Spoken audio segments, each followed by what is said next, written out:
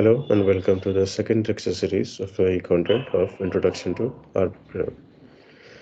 In the previous lecture, we had talked about the basics of our RStudio, how we can install it in our devices, and what are the basic applications and the most basic commands of usage in R. We've also talked about the various panes of R, what they do, why do we use it, and the visualization effects of why we're using RStudio, and the introduction of writing programming codes and languages and how to get the outputs into different formats. So today we're going to talk about packages in R. So let me just share my screen.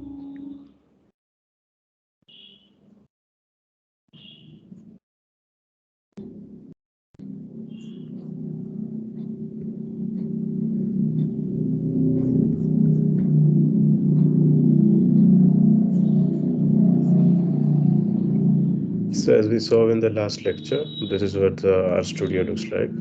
Once again, we're doing R programming, but for the visualization purpose, we switch to RStudio. This is where the graphs or the plots come. And for this particular purpose, we use this pane or window where the help packages and plot particles are available. A quick recap.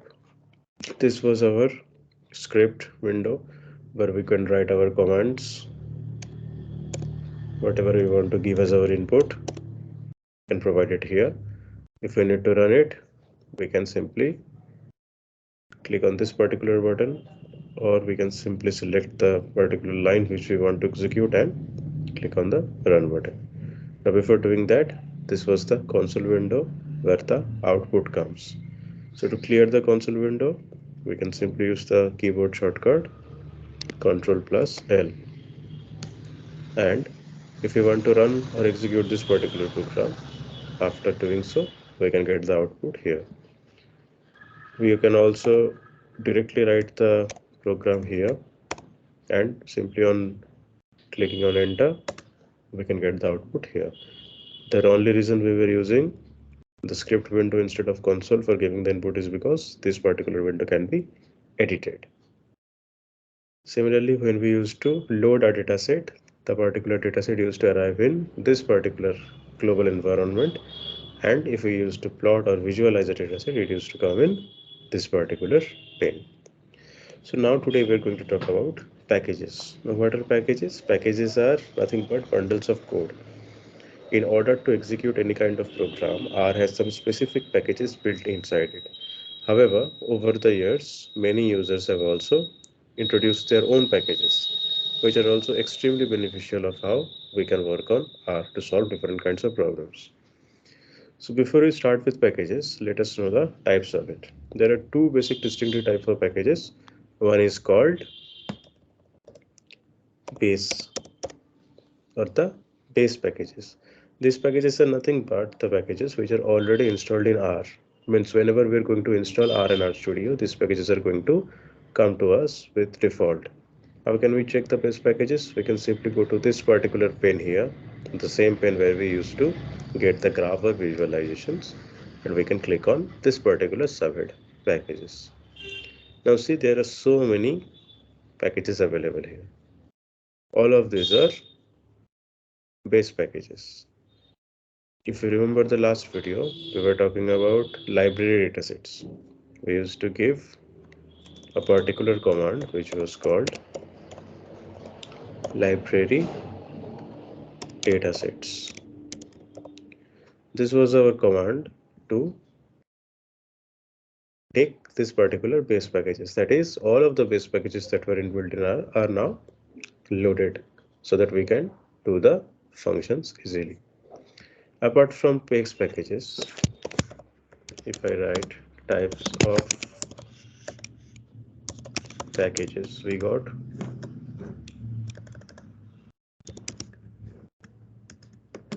first one was as base, that is the one which were already installed in R. There is also a second type of package which is known as contributed. These packages are basically created by the users over time, and some of them may have even greater functionalities which are not even available on the base packages of R. So we use the packages which is needed to perform one specific particularly program. There are many kinds of packages available. Some packages can do different types of tasks, but mainly the packages are distributed in such a manner that some of the packages are used to run specific tasks only. For let's say, for example, we're trying to use time series forecasting for one particular data set. So you can use one specific package that can help us run that particular program only. So these are the different types of packages that we use in R programming. Now packages, these are the base packages as we already said. They're already present in our studio, so we can simply use them to do majority of our work. However, sometimes we may need to do complex advanced calculations as well. In that cases, we need to get our contributed packages. So this particular packages can be downloaded directly from these two websites. Let me go to my server. So we can go to either cran.r.project.org. This is one very particularly good website. It's basically the official website of R only. The CRAN stands for Comprehensive R Archive Network. Here, if we go to this particular place, packages, so we can get all different types of packages already available in R. Based on the operating system that we are using, we also can get packages moduled or specified to our usage only. This is one particular website from where we can get contributed packages and download it for our own benefit. Another alternative website is Grantastic.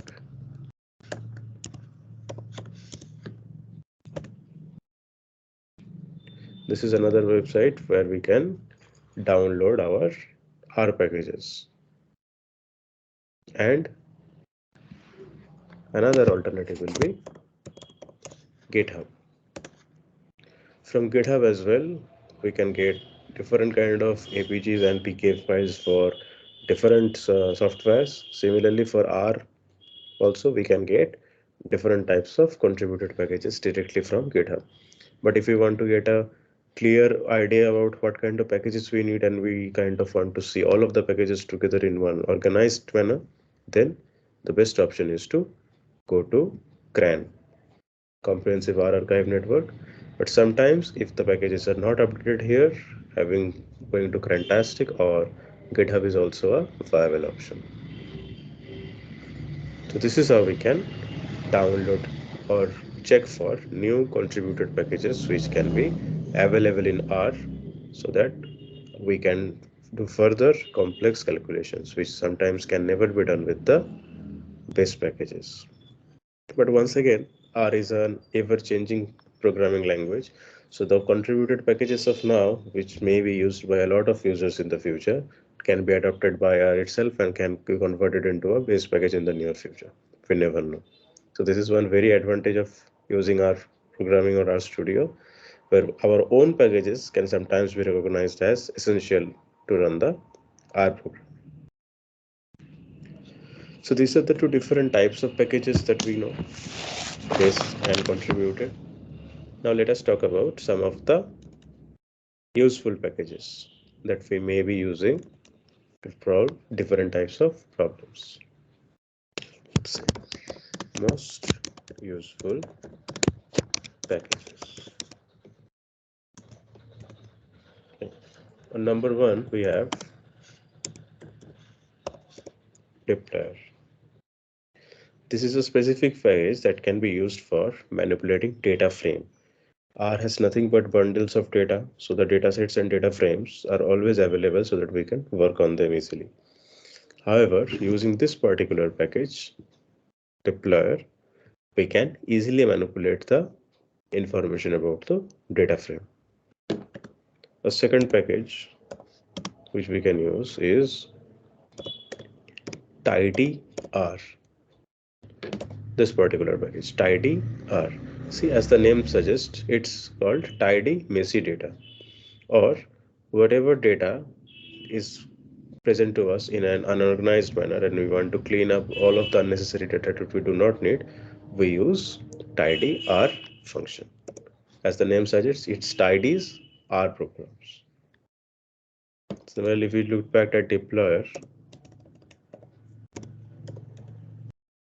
So it was a grammar of data manipulation. Whatever data frames we used to have or we will be having to perform different kind of programs, we can use this particular package deployer to manipulate that particular data frame or data manipulate easily so that our objective or the output becomes much more easier to acquire. On the third type of useful packages, we have string R. String R. So as the name suggests, this particularly, it is a simple consistent wrappers for common string operations. We all know what string variables are. They are text informations which are non-numeric and non-logical. So whenever we want to work with such data which contains only strings or text information, having a string R package helps a lot.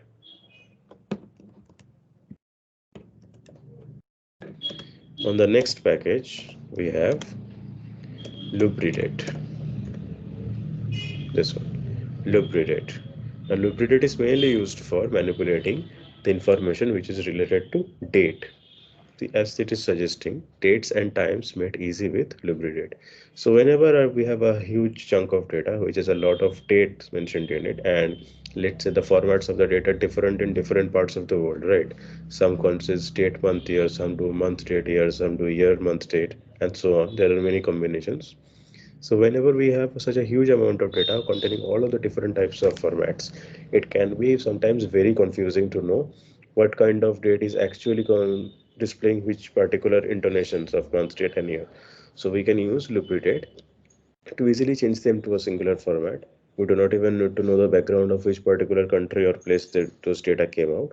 We can easily collect them all and change them to our passable format and make it very easy for changing the dates or changing the data related to dates so that we can work on it uniformly.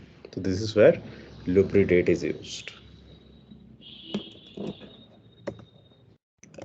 Next we have HTTR. We know HTTP, Hypertext Transmission Protocol. The same concept can be used for HTTR as well. In R, we are not only related to the data which we download directly from the internet, but we can also work on data directly from the websites as well. However, sometimes those particular data are not compatible with R or not compatible with how we work in RStudio, like those Excel files, Word files. Some of those data are directly stored in their cloud servers, so they can't directly be manipulated using RStudio. To avoid that particular problem, we use the HTTR package. Once we load this HTTR package, we can easily work on any website data just like we worked on our downloaded data whenever we were working on RStudio. So HTTR is a very important package which can be used for working with website data.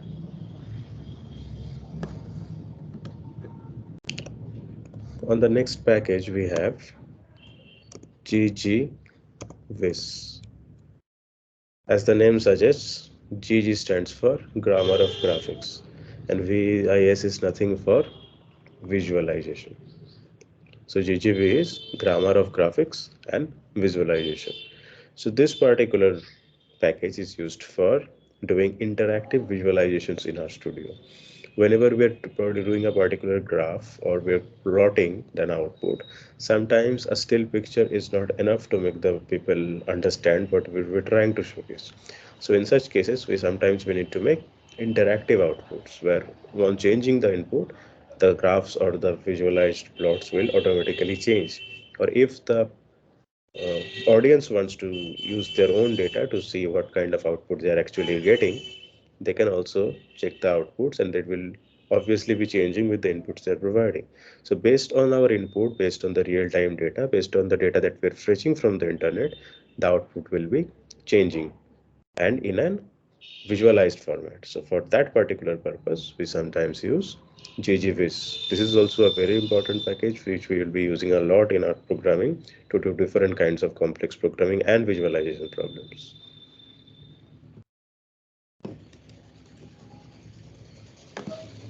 So on the next one, we have GGWrite. sorry, on the next particular program, after ggvis, the package we are considering is ggplot2. Once again, gg stands for grammar of graphics, just like the previous one. However, here it's saying create elegant data visualization using grammar of graphics. If we want to make the output even more refined, even more better, just like in Excel, there is no single output manner in which we can represent our charts or columns or pies. Just like that, in R also, there is no single way in which we can represent in our visual output. Sometimes they can be a little bit of messy, sometimes they can overlap with each other, where even after we have customized, it may be a little bit hard for the other audiences to infer it.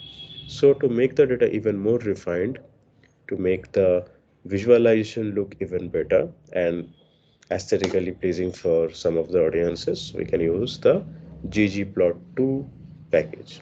This allows a lot of gutter options, editing options, and visualization options for our output. And some clients may have specific requests on what kind of visualizations they want. So that can be easily created with ggplot2.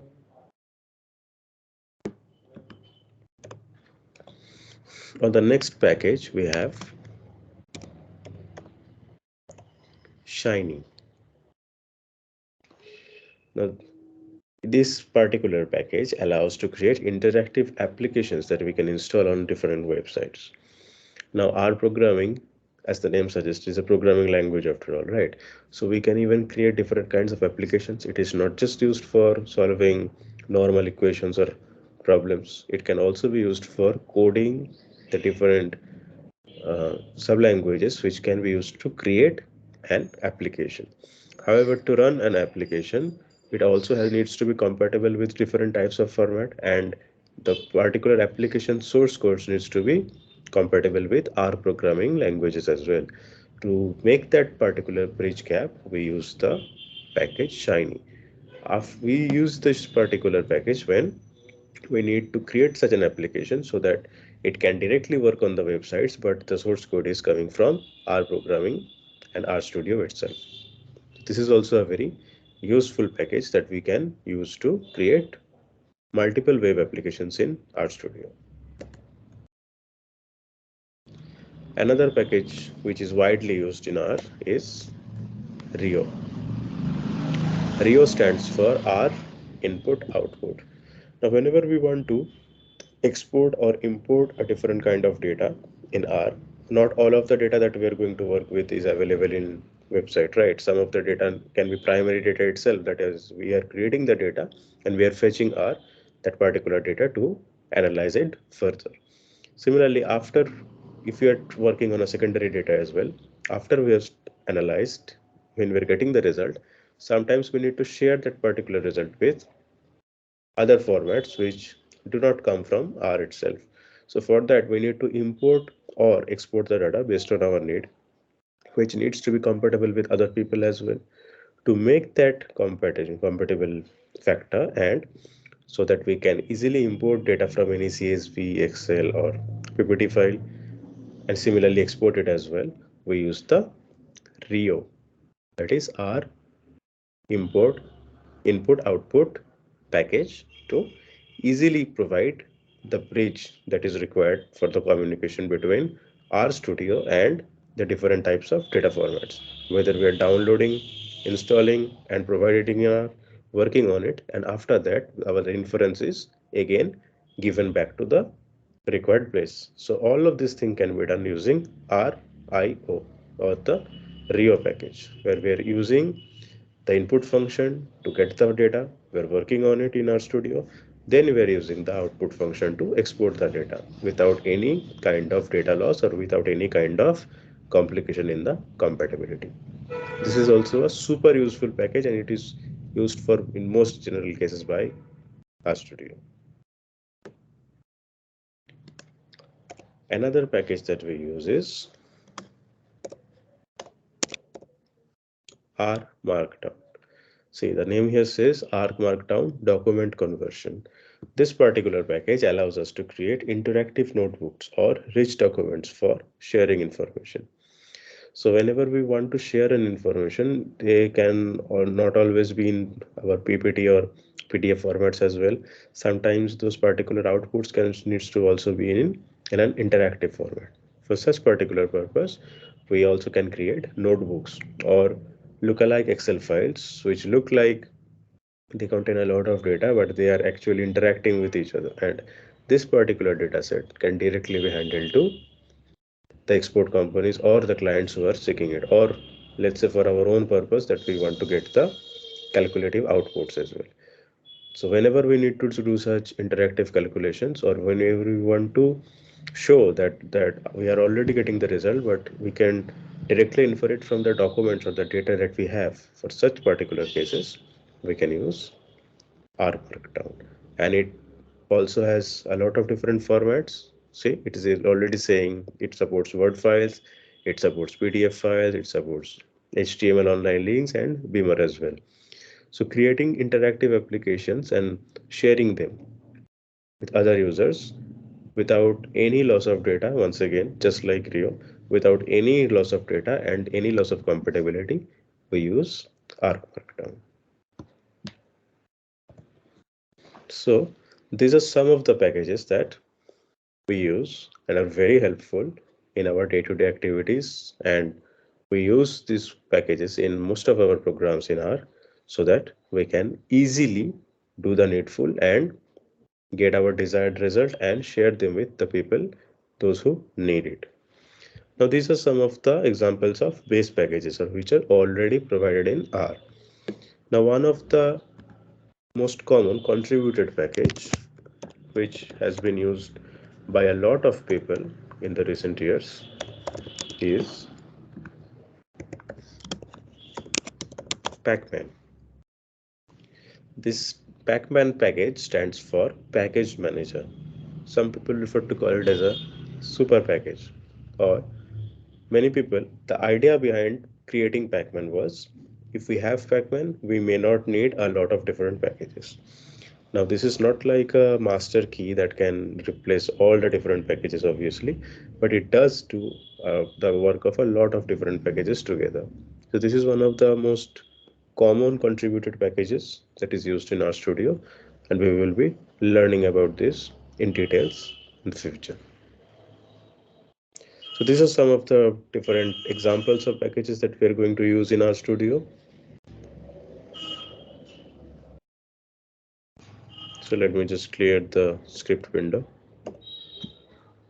and the console as well using the shortcut Control L. Now we have learned about a few different packages and what they do. Now let us learn about how to load and install different types of packages.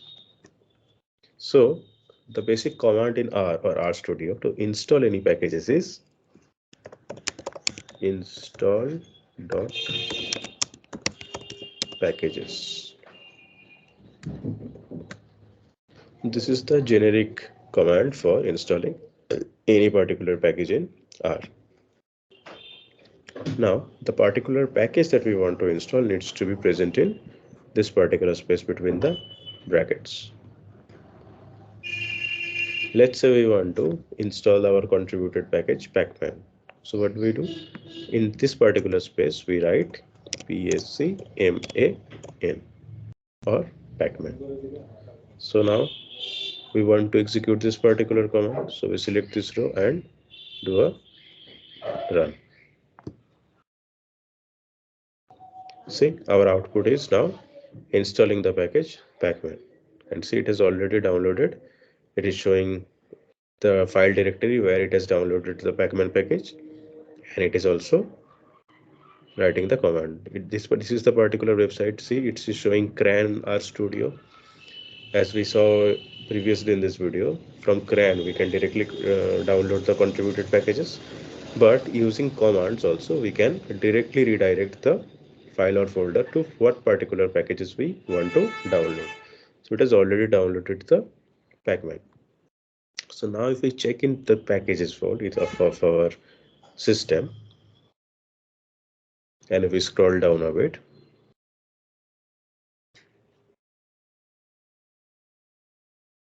see, we have the pacman or the package management tool available here, but see, it's not yet ticked. If you check correctly, the base particular package was ticked because we already did the library datasets command. However, most of these packages are not ticked, just like pacman. So what does this signify? This signify that install.packages, this particular command is only used for downloading the package in your system. It's not yet active so that you can directly use it. As we can see on the package window,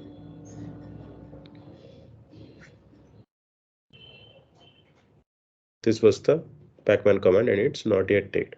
Now to one way to make active, the easiest way is to obviously go and click here. If I click here, there will be a tick present to this particular box beside pacman. But that's the easy way, right? But if we need to activate it manually or by using commands, for that particular command we use library. Just like we had done previously with library datasets, we can now also use library and that particular package which we need to activate. So library pacman, see, it's already showing because we have now downloaded pacman. So now if I execute this particular line, see, on the console window it is showing that library pacman, or it is already now loaded. If you want to check here, see, check it now, the pacman law, and beside this tick box is now ticked. Now I did not do this manually. I went to the script window and wrote a command to activate it. If I wanted to do it directly, I could have simply ticked here. Now if I click here, I'm now unticking it, and see, it is automatically writing the command for unticking a package. Similarly, if I want to activate it again, we simply click on the tick here and see, it is showing the command of activation, that is library pacman. Now this particular command is running on the background because I am not directly giving it as an input. This is why it is coming in the console window itself and not on the script window. So simply writing this command, that is library, and within the brackets the particular package that we want to activate, we can simply write it and execute it from here. Once we do that, that particular package will be ticked in the package section. So this is how we can install and activate a package in RStudio. Now it is obvious that we cannot activate a package before we have installed or downloaded it. So this particular command will always precede the command for package activation. Now once we have activated a package, sometimes we may not even require that package after we have completed our task. So for that particular reason, we should also know how to detach or deactivate a package. Now the easiest way will be to obviously go here and untake it. As you can see, this is the code for deactivating a package, or it shows detach package equal to pacman. That is the pacman, because pacman particularly package we are needing to uninstall, and it is showing unload, or that is deactivate, equal to true. It is using a logical operator command to confirm in R that we actually want to deactivate or detach that particular package. If I wanted to activate all of the packages that are present in different parts of the R, we can simply use this install package and library command. Now, whenever we're talking about pacman, as I mentioned before, this is a super package as said by many users, and it stands for package manager. Now, to show what actually pacman consists of, or the different types of packages that are present in pacman, we use this particular command. But before that, we make sure that our package is active again. It is at this moment not active, so we simply run this particular command again. Now our pacman package is active, and then we want to see which particular packages are actually present in the super package pacman. So for that, we use this particular command. We use pacman, and then we use the function payload. Once we do this, we start with showing all the packages that are present in the Pacman. The Pacman also consists of the Pacman package itself, because it is also a subgroup of the entire package. Now, apart from Pacman, all of the important packages that we had discussed before, and even many more, are also present in the Pacman package. So some of the packages that are present in Pacman are Pacman itself, deployer that we have already talked about before, then ggle, then ggplot2, then ggthemes, then ggvis, then httr, comma, lubricate, comma, plotly, comma, rio, comma, rmark down, comma, shiny, comma, string r, comma, tidy r. These are all of the packages that are already present inside Pacman. So whenever we are showing Pacman payload, it shows all of the packages that are present in Pacman to be activated at one instant. So if I now run this particular line, we can either select this entire line, or we can simply put the cursor in the line that we want to activate it. So we are keeping it here on line number 3, and whenever we are running this particular program, see its input, it is showing that Pacman has already started with activating all of the packages that were present here. Now if you see here in the package index, if you can check all of the packages individually, see deployer is now present here. Similarly, if we go down, see ggle, ggplot2, ggthemes, ggvis, all of the packages that were present here. This goes for lubricate, this goes for plotly. Pacman was already present inside, we had already activated in the previous line only. Additionally, rio, r markdown, tidyr, all of these packages are activated at one instant whenever we're using this particular command. Now if you notice, there are some additional packages are active as well. This is because I had previously worked with RStudio, and some of the programs I had activated some packages before which are not yet deactivated. But this particular packages deploy ggl ggthemes, if you could see the previous video, these particular packages were not active then. So whenever we are using Pacman and this specific packages, all of the packages mentioned in this particular line are getting activated at one instant. So this is like unloading the full power of Pacman, or if we want to activate all of the sub packages that Pacman includes at once. Now if I want to specifically work on few of the packages that I need, now obviously it's a very good idea. If I do have the option of uploading and activating all of the packages together, then why will I need to learn something else? Why will I need to learn about specifically activating one particular package? Because whenever we are updating and activating all of the packages together, it is taking some of the load of the device, right? Now obviously some of the users will have heavy high-end devices that may be able to withstand all of the different problems and pressures of the programming language, but some data sets, they are very complex, and it is always wise to keep the pressure on the device as less as possible. Even if it's driven by a 0.1 or 0.5%, it is always advised to reduce the pressure in the device by as less as possible. So in such cases, we may not need to use all of these packages together. We may need only one or two or three. So after we have activated these packages, we can use the detach command or the unload command to deactivate the packages as well. Now since we activated all of the packages using Pacman and we used the subcommand pload, we can also use now the command p unload. This particular command can now be used to detach all of the packages, or specifically the packages that we do not need at the moment. So let's say I want to unload only 2 or 3 packages from this particular group of packages. So let's say I'm unloading deployer, that is this one. Then I am unloading tidyr.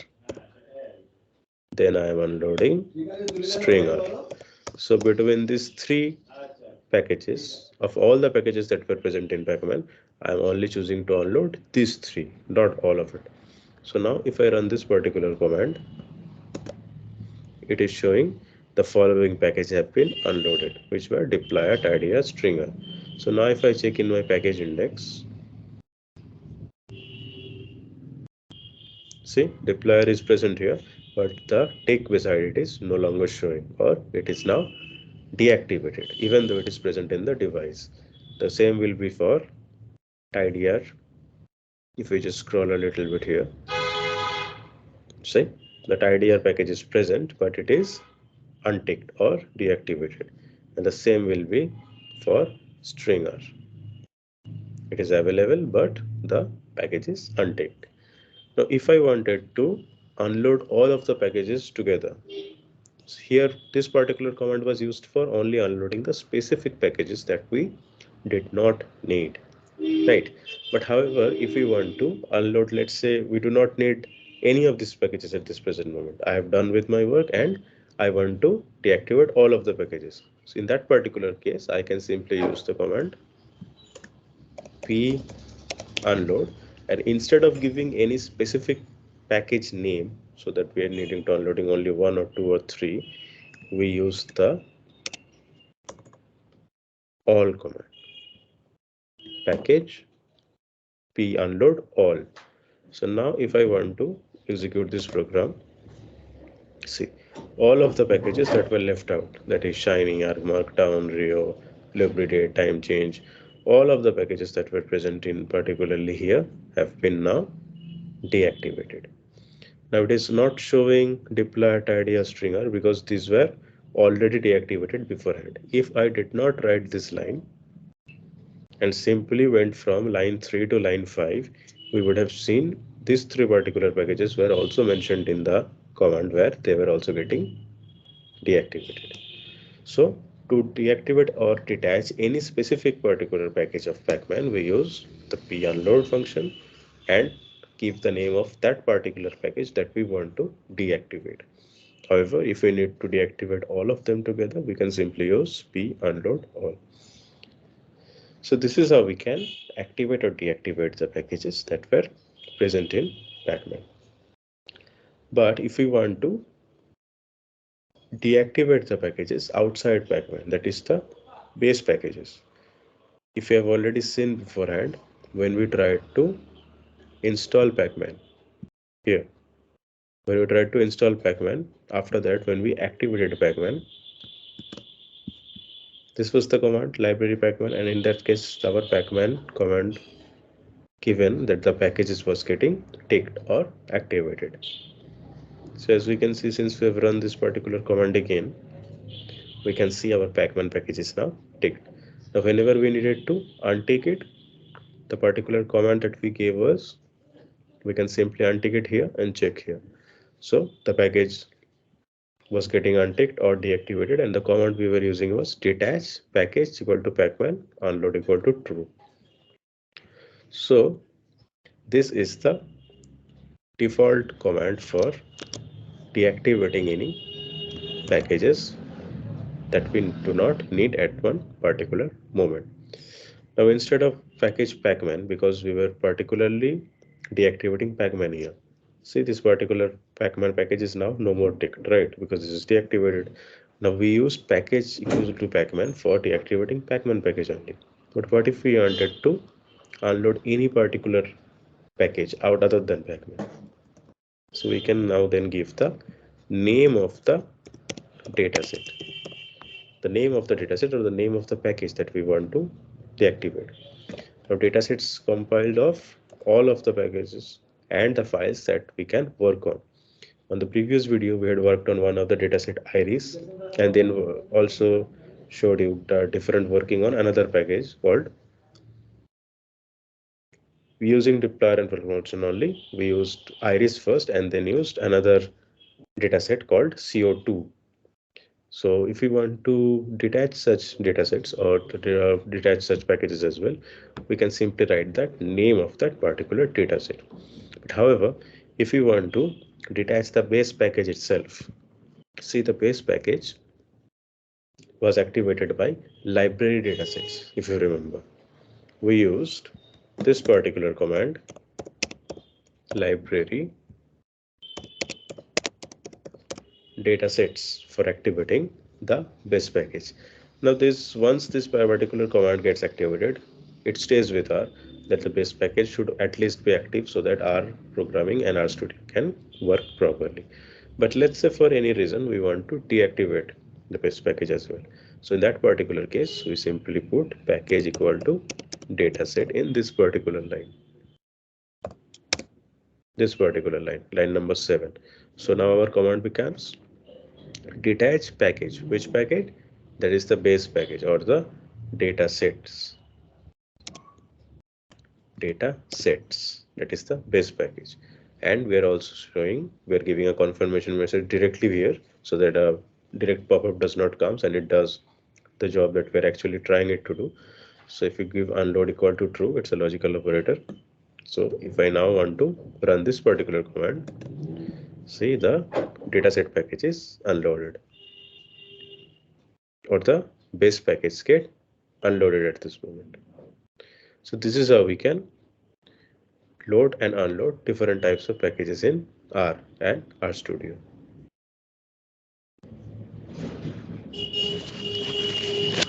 So let me clear up the script window again.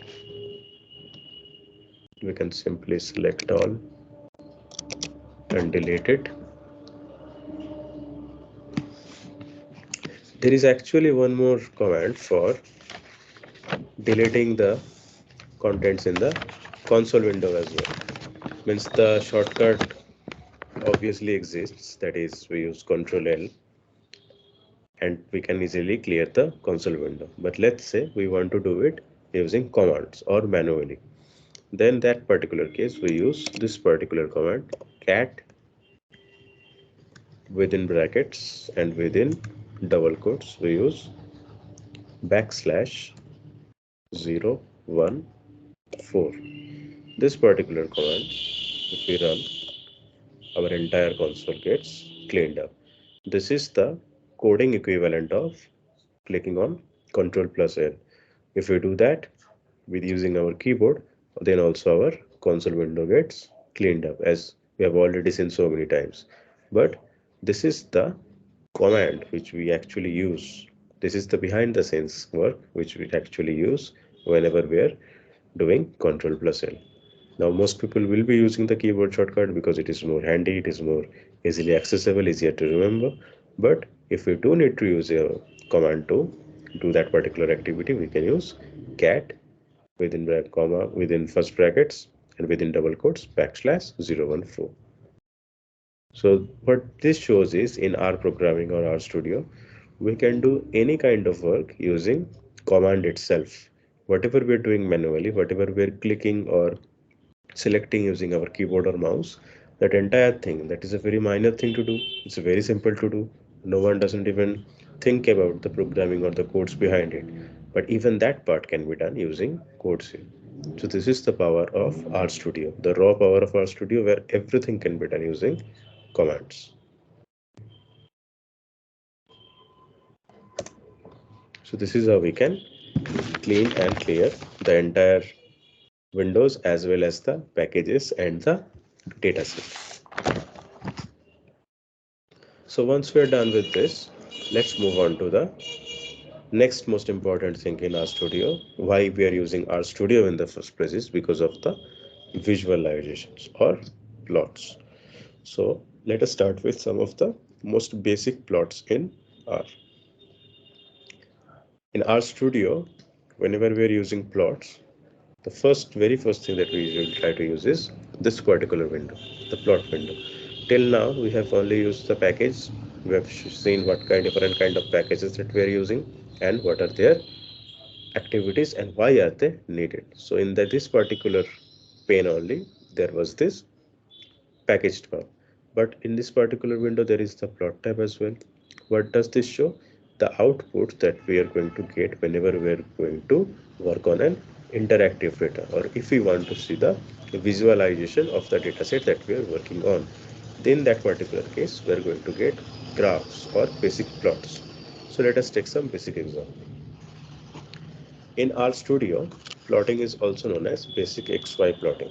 Now, plotting in R is very easy because it adapts to the different data type and number of the variables. We do not need to specify what kind of plot we want initially. However, RStudio also provides with the opportunity that even if there are 3 or 4 different options of getting the output visualizations, we can choose any one of them. But if we are giving the generic command, then R chooses whatever is the best format and shows us the according result. Now let us see one example. So first let me load the base package because we had previously unloaded that, so I need to do it before we can work on a new dataset as well. So library datasets, I am executing this command. So now we have the base package installed in our, and let's say now I need to work on one particular dataset. So I am trying to see all of the inbuilt datasets that were present in our, these were all of the inbuilt datasets. So let's say I'm choosing the iris dataset only. We had previously worked with this one. So if we want to see the dataset iris,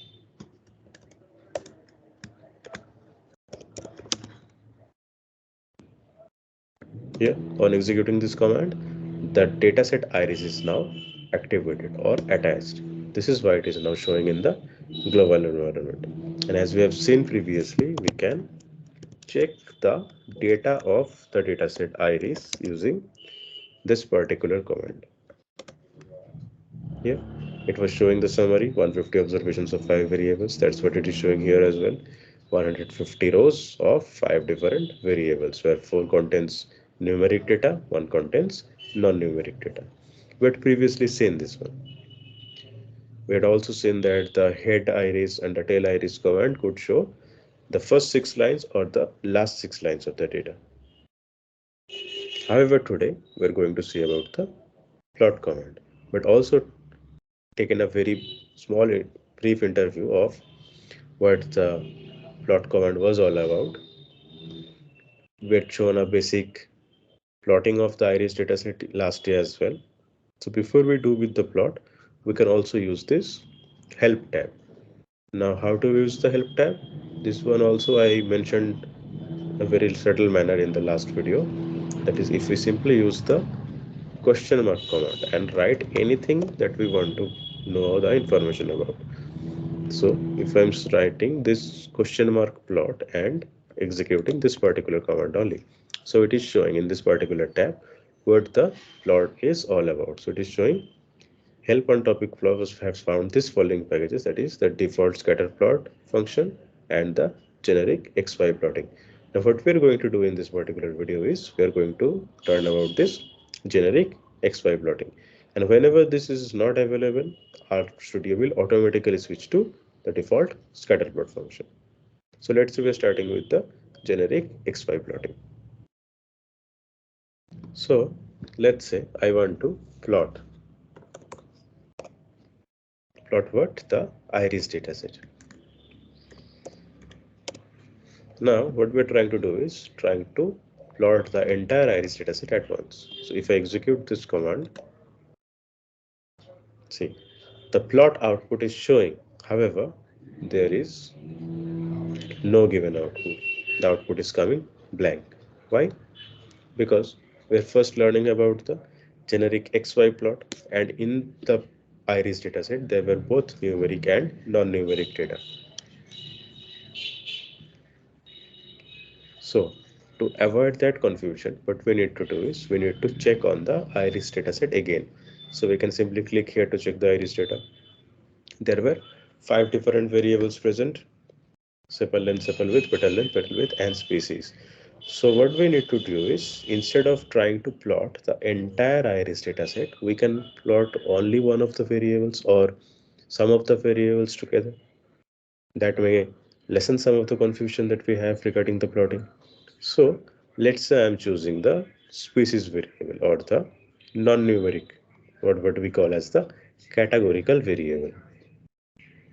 So instead of doing plot iris, the entire data, what we're trying to do is we're doing plot, we're mentioning the dataset iris, and after that, instead of trying to plot iris together, which we did in this last video, it was showing a scatter plot, right? But instead of doing this, what we need to do is we need to only plot one particular variable. So let's say when we were zooming this video, we were getting a scatter plot, right? But now we need an XY generic plotting. So that particular case, we are now trying to plot one particular variable, the one that I mentioned here. We're going to work on species, this particular variable, and this contained 3 different types of species: Setosa, versicolor, and virginica. So let's say we're working on the iris dataset and we are trying to plot the species variable only. So instead of plot iris, what we can do is specify which particular variable of the iris dataset that we are trying to plot. So we have mentioned the dataset here. Now we are going to use the $sign. The $sign means assigning operator. We are assigning which particular value or variable that we are trying to highlight in the initial dataset. So our initial dataset was iris. Now whenever I am giving the $sign, see, all of the 5 variables that are present in our iris dataset is already available and it is showing in the RStudio. So let's say I'm only choosing the species variable. So I can write species here or I can simply select species from here. So what does this signify? That I am asking RStudio to plot the iris dataset but only the species variables. This is why I'm using this particular assignment operator or dollar. So whenever I am running this command, see, our plot is showing a generic XY plotting now, where the y-axis is showing the frequency of the subgroups of the variable present in the species. The species contain 3 different subgroups: Setosa, versicolor, and virginica. If we remember the last video, we saw in the summary part, we saw that the species part had Setosa, versicolor, and virginica all distributed equally, that is 50 among each, 150 observations. So 50 observations were for Setosa, 50 observations were for versicolor, and 50 observations for virginica. This is exactly what we're getting when we're trying to plot the species variable in the iris dataset. Right. Now, this was only for a categorical variable. What if we want to do a numerical or a quantitative variable? For such cases, we can use the same command, plot. We're first mentioning the dataset that we want to plot, that is iris, and then we are giving the assignment operator. In the assignment operator, we are now going to choose any of these 4 numeric variables, because we have seen all of them contains numbers only. So let's say I'm choosing petal length, and now if I want to run this particular command, see, my graph is now changing.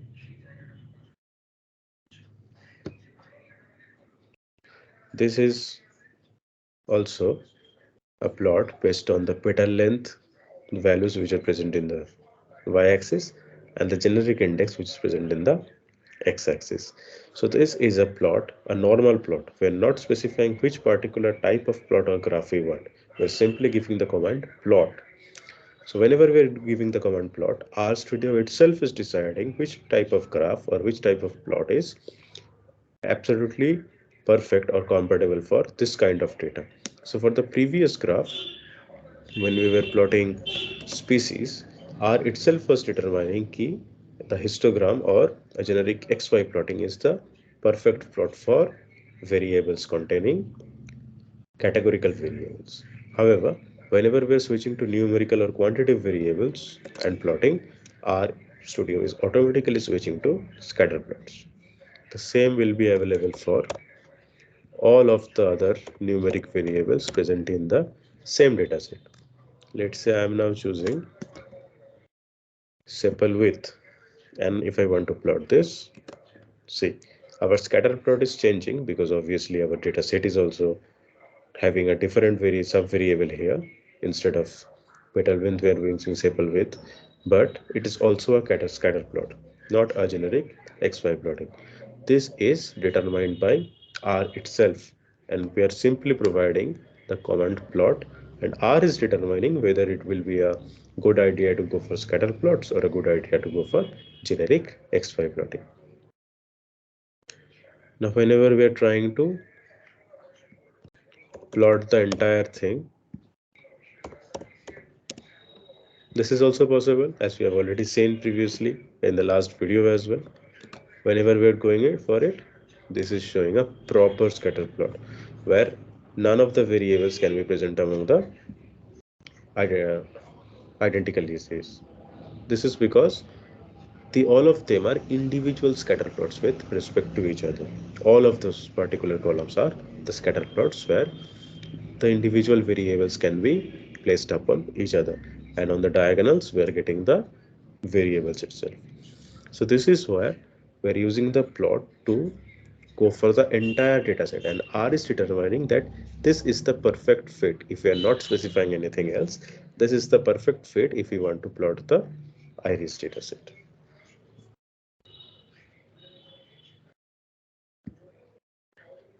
Similarly, if we plot for anything else, let's say we're choosing one more dataset. Let's say I'm choosing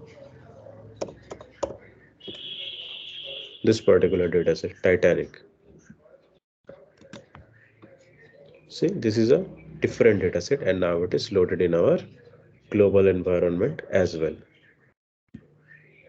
So this contains a numeric dataset. This contains, see, this is a table of numbers, right? So if I want to view this particular dataset, view Titanic,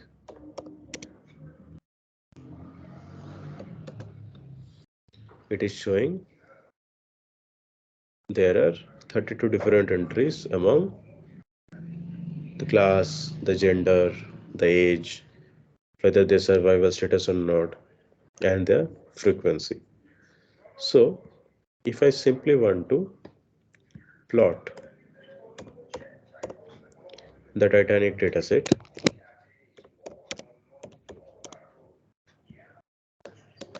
we're running this particular command, and see, RStudio itself is determining that the graph for the entire Titanic dataset should be like this. That is, it is first of all differentiating between the class and the sex, and then the add based on their adult, based on the age, based on the gender, based on their survival rate. R itself is determining what kind of graph is going to fit this particular dataset the best. Now, if I wanted to only, let's say, plot this particular variable, that is the frequency. So what kind of command do we use? We use plot. First we mention the dataset, that is Titanic. Then we use the assignment operator, that is the dollar. The dollar of what? That particular dataset, which was frequency.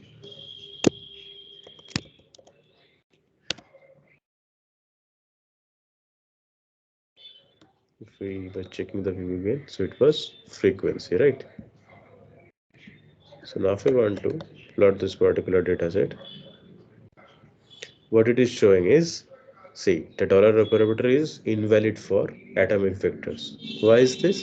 Because whenever we are trying to plot the frequency values here, the frequency values are nothing but, see, whole numbers or atomic vectors. So if you want to plot this particular value which contains 0, as it does not have any specific value when it's showing in R, that will be not be available for this particular frequency column. But let's say if I want to change it, if I want to change that particular frequency to, let's say, this one, here it is also showing invariant vectors. Why? Because Titanic itself contains a table. So in the dataset summary, Titanic was shown as containing tabular values.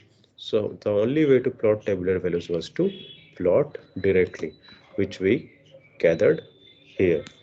But if we want to break it down and plot the variables of Titanic individually, we cannot do this with the generic plot function because it is a tabular value. All of the vectors here are atomic. This is the only reason when after we are trying to plot Titanic and giving the assignment operator, none of the variables is showing up. See, none of the variables is showing up even after I have given a dollar sign. But for the same case, if I wanted to do with iris, if I wanted to do it here, whenever I'm giving the operator, we are getting all of the variables available here. But the same thing is not available for Titanic even after giving the dollar sign. What does this signify? R on the console window will give you the output, but even on the script window where we're providing the input, it is showing that what kind of data is already present in the dataset. So even if we were trying to forcibly adjust the particular variables as numeric and quantitative or categorical, that particular data set should also have a factor on what kind of plot it does. So plotting for the entire data is okay for R, but whenever we are trying to plot the generic plot of a atomic vector, R itself does not support. That is, the base package of R plotting does not support the generic plot of atomic vectors. This is where we will be needing the advanced package like ggvis ggplot2, so that all kinds of different atomic vectors can now also be plotted visually and can be shown interactively. So this gives a basic idea of how R is being used for showing visual interactions and graphs. So on a recap, if you want to plot the entire dataset of a categorical and numerical variable only, not just atomic vectors, you can simply do here, which is going to show a scatter plot of all of the variables. Whenever we are going to use a categorical variable, we are going to get a generic XY plot. Whenever we are going to plot a numerical variable, we are going to get a normal scatter plot. And based on the type of data, RStudio will itself decide what kind of plot fits it the best. So this was a quick overview about plotting. We'll be continuing this in the next lecture, and there we will be showing how we can customize each of these plots to make it more visually appealing.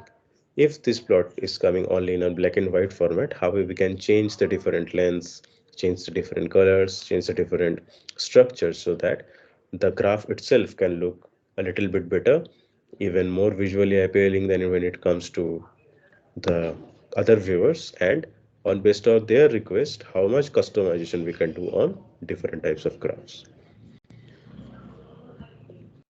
So this was my second lecture on the e-content using introduction to R. So we will be continuing this on the next video.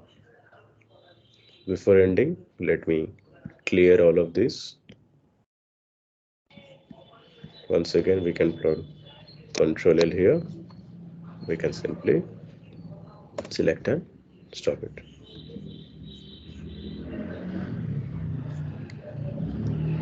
So we have talked about the different types of packets and plots in R. We will be continuing with all of the plots in the next video.